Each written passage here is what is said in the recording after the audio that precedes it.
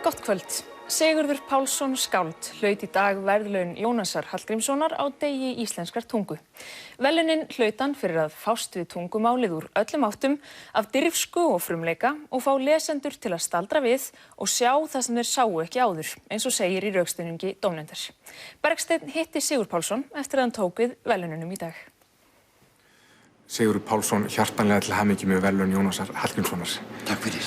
Þú sagðir í þakkaræðinni að þar tókst þú fram að Jónas hafi í rauninni tekið þátt í að ala þig upp og þú barst honum tilfinningaböndum.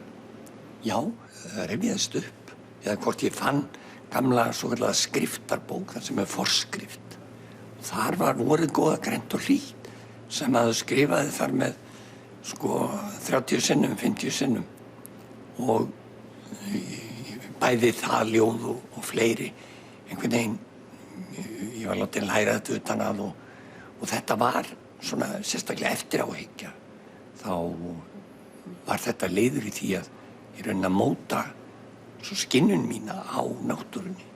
Þú ferð að yrkja, ertu allan tíma mjög meðvitaður það tungumáli sem verkfæri?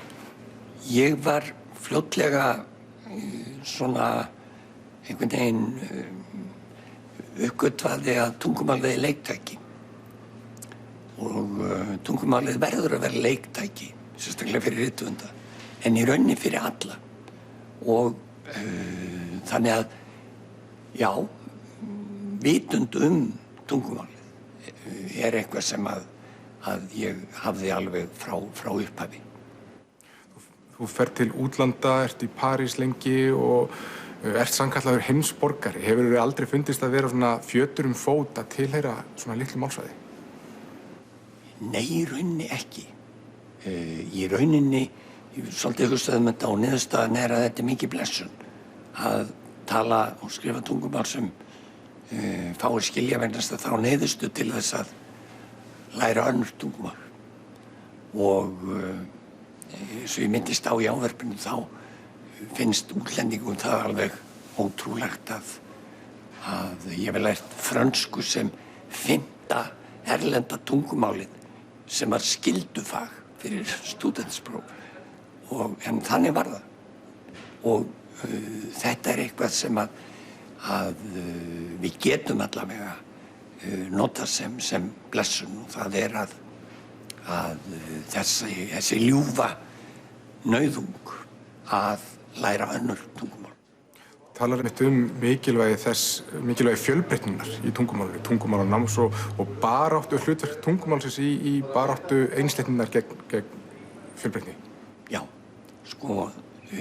það er mjög hörð barátta og hefur alltaf verið, ef við tökum bara 20. öldina, mjög hörð barátta tungumálið, merkingu orða og hugtaka. Og það er fræg náttúrulega skáldsaga Orwells þar sem að svokallaða Newspeak var til og við sjáum hvað alræðisöfl eins og í Þýskalandi nasismans eða í Sovétríkjunum hvernig menn ákveða hvaða merkingu orð og hugtök hafa. Þannig að það er alltaf og þetta er að koma núna meir og meir þessi mjög harkalega barátta tungumálið. Og annars er það ýmis þjóðfélagsöfl, efnahagsleg öfl og það eru hernaðarleg öfl og það eru pólitísk öfl sem að vilja ráða yfir tungumálinu og ákveða merkinguna. Og þetta er einsleitni og náttúrulega í rauninni ofbeldi, en aðalega er þetta einsleitni. Og það er alltaf hættumerki þegar einsleitni fyrir að verða ríkjandi í tungumáli. Fjölbreytnin, þú sérð hana, ef þú tekur alla texta veraldarinnar þá ertu með svona ýmsa nytjatexta og það er ekki mikið hægt að túlka þá eða á ekkert að gera þá. Síðan ertu með bókmenntatexta og yst á þeim jaðri er ljóðlistin og hún notar þessa eiginleika tungumálsins sem er fjölmerking, margræðni hlutanna og fjölbreytileiki. Þannig að með því bæði að skrifa og ekki síður lesa og njóta og túlka slíka texta þá erum við í rauninni að berjast fyrir fjölbreytni tungumálsins. Finnst þið vera að harðna á þessari baráttu milli einsleitninnar og fjölbreytninnar? Við sjáum til dæmis vestanhafs sem Oxford orðaborgin valdi post-truth í gær orð ársins. Þetta er mjög orwellískt hugtak sett í samhengi við Donald Trump. Finnst þér svo, það sé harðna á dalnum? Ég held það og það er náttúrulega það sem við sjáum er dálítið óhugnanleg endurkoma ársins 1935 í pólitískri þróun í heiminum og við sjáum þetta í Evrópu, við sjáum þetta núna í Bandaríkjunum og svo framvegis. Þannig að það er alveg augljóst að baráttan í tungumálinu fer harðnandi. Jafnframt því að baráttan í þjóðfélaginu sjálfu fer harðnandi. Svo við tökum bara stöðu íslenskunnar. Það hefur lengi verið talað með henni farið hnignandi, hún verið jafnvel ekki til eftir 100 ár. Hvernig myndir þú stöðuna? Er þetta barlómur eða stöndum við núna frammi fyrir raunverulegri hættu? Ég held sé eins og gjarnan bæði og. Ef við tökum til dæmis fjölda íslenskra rithöfunda og þýðenda. Þetta er ekki óendanlega stór hópur en þetta er samt mjög mikilvægur hópur. Og mikilvægastir eru náttúrulega lesendurnir og þeir sem að nota tungumálið og skapandi hátt. Og það er íslenskan er mjög virk og er mjög hvort sem að það er